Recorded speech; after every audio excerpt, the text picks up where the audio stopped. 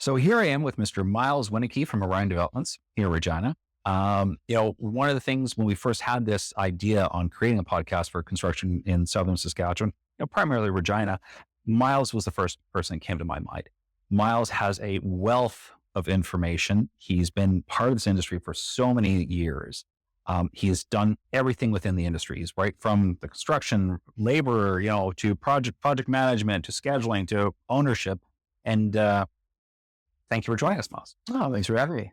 So, Myles, for the people who don't know who you are, who is Mr. Myles Winnicky? Born and raised Regina. Spent all of my life here, with the exception of 10 years, 2002 to 2012 in Calgary, and came back in 2011 for a bit of a summer holiday and realized how much I missed the city itself, and wheels in motion to bring myself back here. And from an industry point of view with it, I wasn't planning on getting the industry with it. Typical story of unemployed, needing a job, and got hired as a laborer at early age in my early 20s. And things kind of moved from there. So, again, as we said, you have a lot of wealth of industry knowledge in construction. What's your professional background? Well, the professional background is, again, it started as a laborer. I was very fortunate, switch gears with the people I've been able to work with, but started as a laborer. And with that company at this time, it was a company called Dominion Construction. And I moved from a laborer to a labor foreman, short time. And then they had a spinoff company, Domco Construction. And through that, I became a carpenter, then a carpenter foreman, and then ran some small projects for the company and a few bit larger. Segued over to residential as well after that, probably the mid-90s. And so labor foreman, carpenter foreman, ran small projects, got into residential, and ran the gamut of that as well as production manager and eventually business owner based on the past experience. Excellent. So, what are some of the most memorable projects you've worked on in Regina?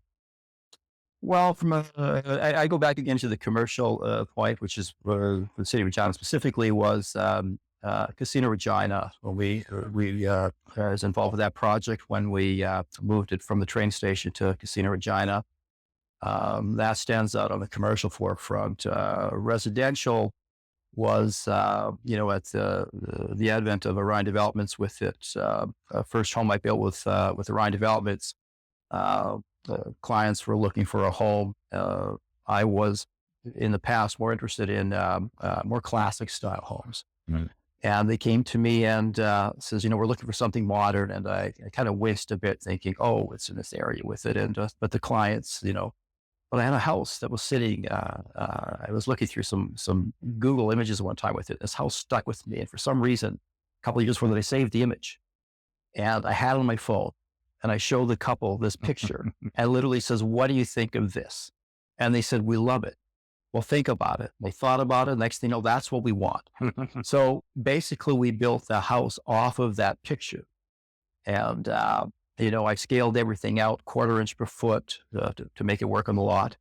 And basically, if you drive by the house at 4015 Victoria Ave, now they wouldn't mind and take a look at that house. It looks exactly like the photo that we found.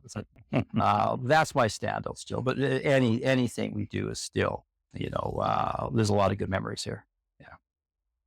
So, as you've been here for so many years, what are some of the big changes that's happened in Regina over the last 10, 20 years? Well, 10, 20, I could go back 30, 36, 38 years, but a lot of the changes that took place, like I said, I moved to Calgary in 2002, and my first introduction to the home building industry specifically was the amount of sub-trades that were there. Everybody was a sub-trade. Prior to that, plumbers, electricians, you all worked for a handful of companies and you stayed with those companies. I'm off to Calgary with it and finding out that, 2 guys in a pickup truck start a company and they get hired by another company and, run that way. The downside of that is there really wasn't a lot of education based on what I saw at some of the workers of the workforce that way. Whereas, you work with a company for a handful of years, you learn to craft a skill better based on mentoring, if you will. So that was missing. I came back to Regina in 2012, and there's a bit more of that. It changed in that 10 years, but that's probably the most significant change, is the amount of subtrade partners with it, that way with it, how you run everything. Of course, with it now, there's programs, before with it, look back to the days, could you ever imagine, not having access with a phone, having your dimes in your pocket and going to look for a phone, or potentially having a pager, which is a big step up, uh, you know, things like that. But from an industry as a whole with it, the practical of building is still the same. It's what's happening offsite. Right. And the more goes into it nowadays for that is eased it a bit, Mhm. as opposed to, being as hands-on every day for every aspect of it. Right. You and I have had many conversations over the past while here on some of the challenges Regina's building industry is having, on the residential side more Mhm. so than the commercial. Can you elaborate a little bit about that? Well, challenges are interesting at this base. Again, I moved back here in 2012, and the energy there was so different. We had more builders, we had more people involved with the industry. We built a lot more homes, and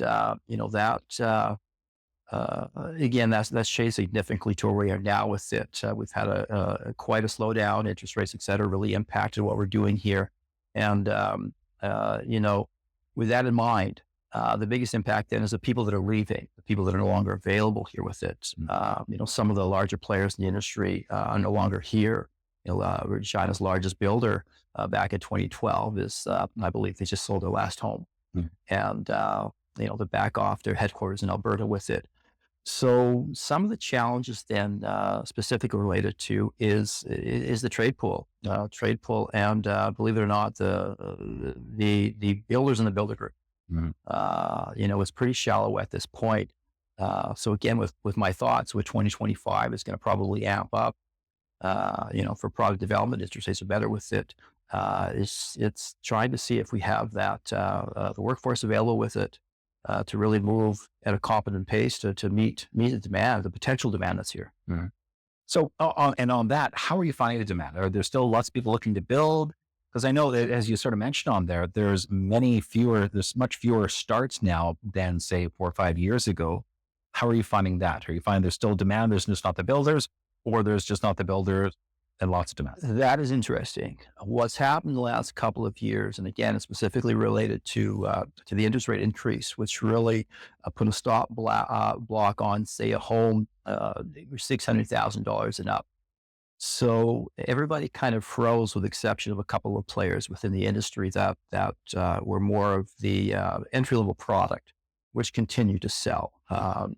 But where I'm seeing it today is specifically related to is the adjustments need to or should take place where the market has changed from perhaps that more expensive home with the bells and whistles to more of a production style build, Mhm.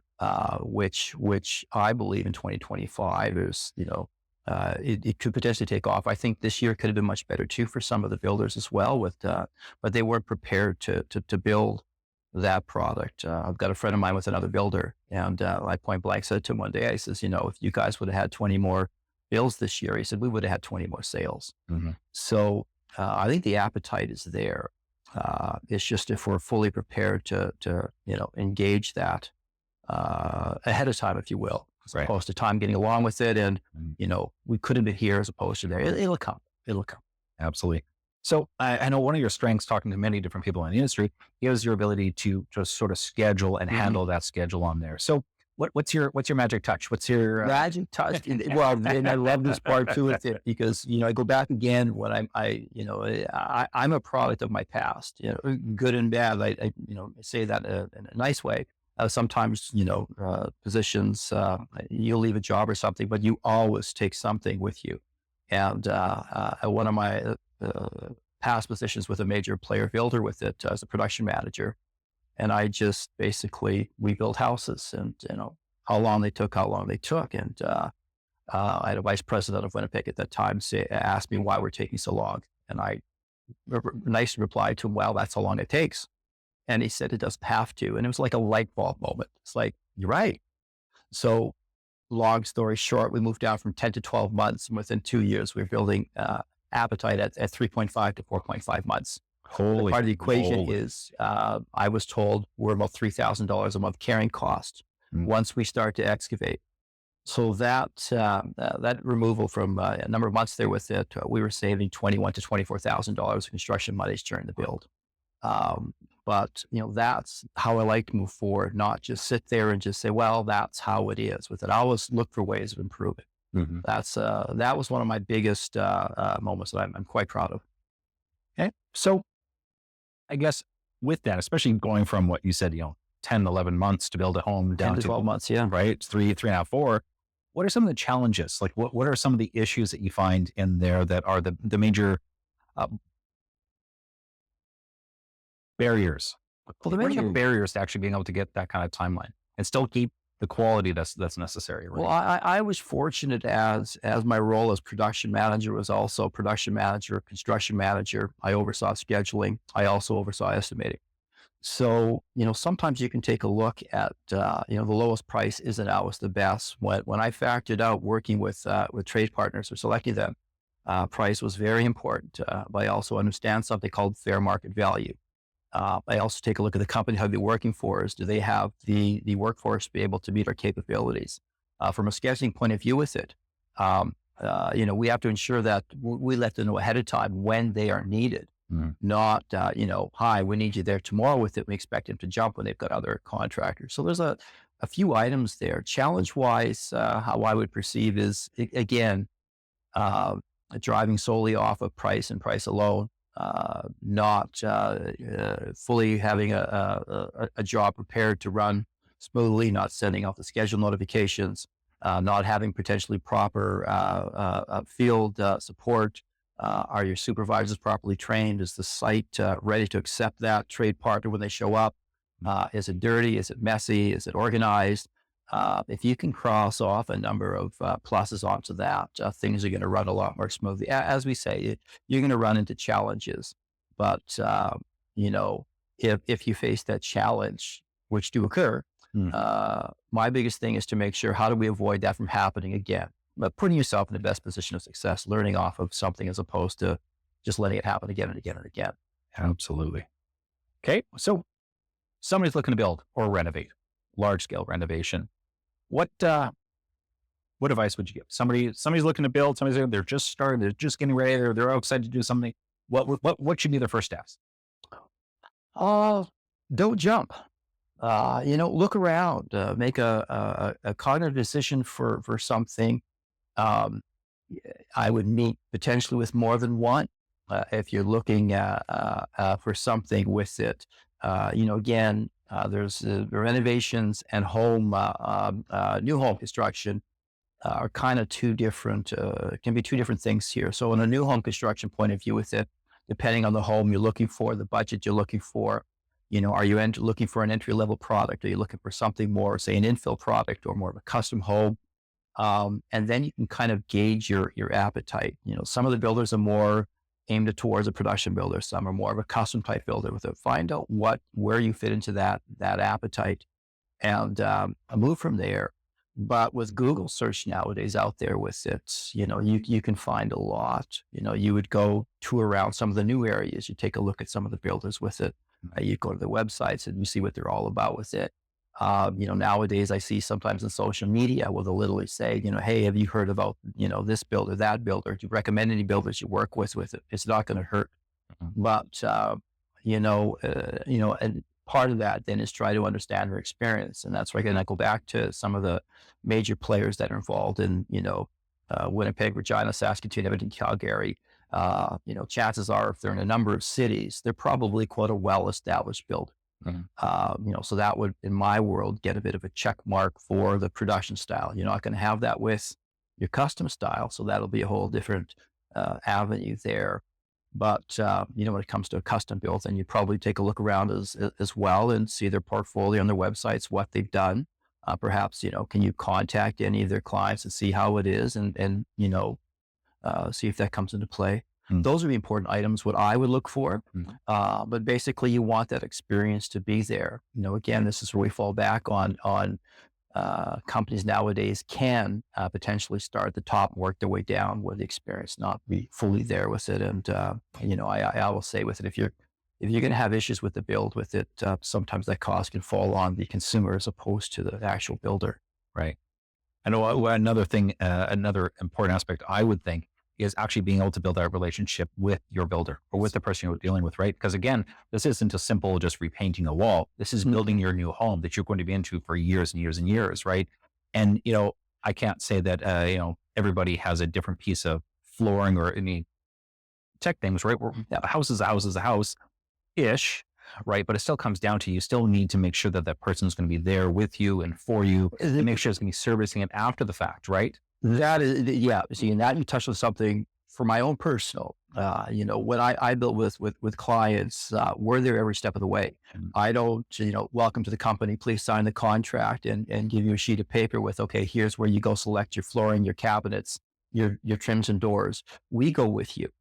If it's not me personally with it, I have somebody going with you because you're not dealing with the trade partner. You're dealing with, the company I work with, created, and we represent you on our behalf. We participate in those decisions. We offer input at times with them, as opposed to just, sending back the client again to say, I'm going to go take a look at the cabinets. We'll give so-and-so a call, and then they call me and say, well, we met with the client and, we more of a hands-on. Now, again, that's more of a smaller builder mentality with it. If you're into production style builder, that would be something different.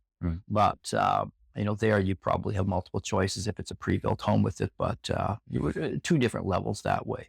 Yeah. But, that personal experience with it, in my opinion, you're already paying for it. It should be there when you need it. Yeah. But even with production builders, you still need to know that the best what's going forward, that they're still dealing with people who are reputable, still going to make sure that at the end of the day, 5, 10, 20 years down the road, you're still proud of. Well, there's the other part of the story too with it. I'm going back again with 600 plus homes I've been involved with.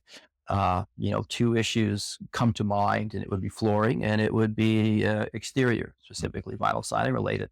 And, we go back to the attitude of making sure that they're aware of it.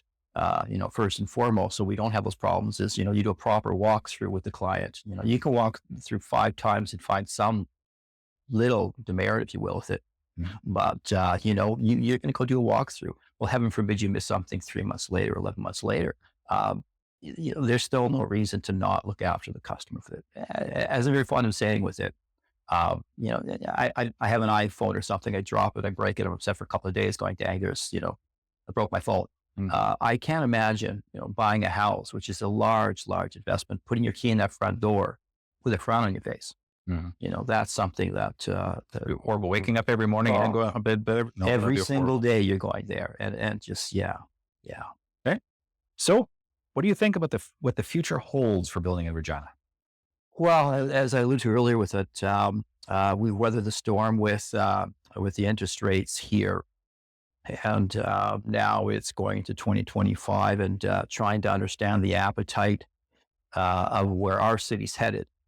We've got some development challenges now. East End has been popular to date, and it's wrapping up. I think we have maybe a year left of inventory with it. And from what I'm hearing, then there may not be any future growth out till 2030. Yeah. So there's been some approvals now in the Northwest, which will finally transition an area to move forward with it.